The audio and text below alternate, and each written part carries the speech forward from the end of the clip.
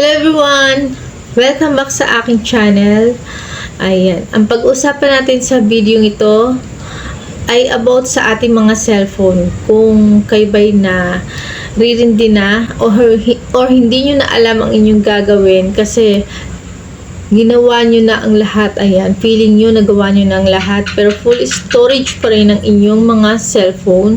Ayan, yun bang tipong nag-delete na kayo ng photos, videos, ayan sa inyong mga gallery, tapos nag-delete na rin kayo ng mga apps, ayan guys, so effect pa rin. So sa video ito guys, ay tuturo ko sa inyo kung paano ba mababawasan ang storage ng ating mga cellphone.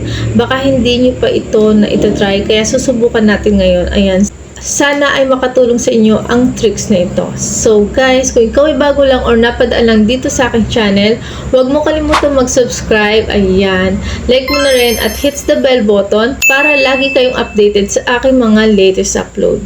Okay guys, umpisahan na natin. Let's start. Una guys, hanapin natin ang ating mga Play Store. Ayan, ito. Then, click lang natin. Tapos, pindutin natin tong profile natin dito sa kanan sa itaas. Then, itong Manage Apps and Device. Ayan, click lang natin yan. Tapos, punta tayo dito sa gilid, sa kalapit niya, sa Manage. Ayan. Tapos, ito guys, yung mga naka-install sa ating mga cellphone. Ito guys. Itong mga nakalagay dyan. So, pindutin natin tong this device. Ayan. Dito tayo sa not install. So, ito guys yung mga hindi na naka-install sa ating mga cellphone. Ayan. Pero nagko-consume pa rin siya ng MB. Ayan guys. May mga MB pa rin siyang kinakain. Ayan. So, ang gagawin natin guys, para matanggal ito, lagyan lang natin ng check itong mga box na to guys. Ayan. Ayan, lagyan lang natin ng check ang mga box. Ayan. Madali lang naman gawin to guys. Ayan. Lagyan lang natin sa isa. So, ayan. Tapos na. Then, pindutin natin tong delete dito sa itaas.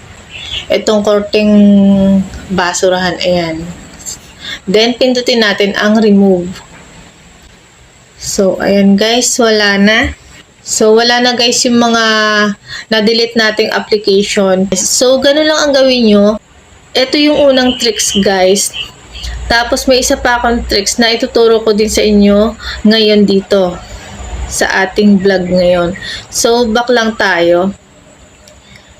Ayan, back lang tayo guys. Then, punta naman tayo guys sa ating YouTube apps. Ito.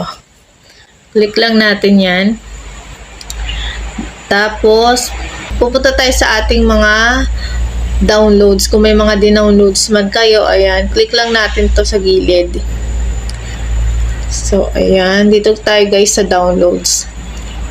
So, ayan guys, wala akong naka-download dito.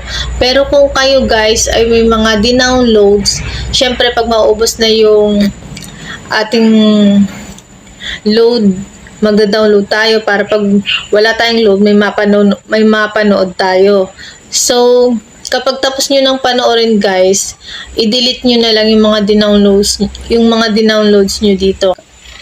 Kasi nakakadagdag rin yun sa storage ng ating cellphone.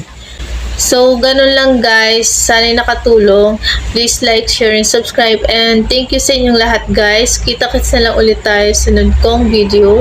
And kung may katanungan man kayo sa video ito guys, please comment down below. Bye-bye!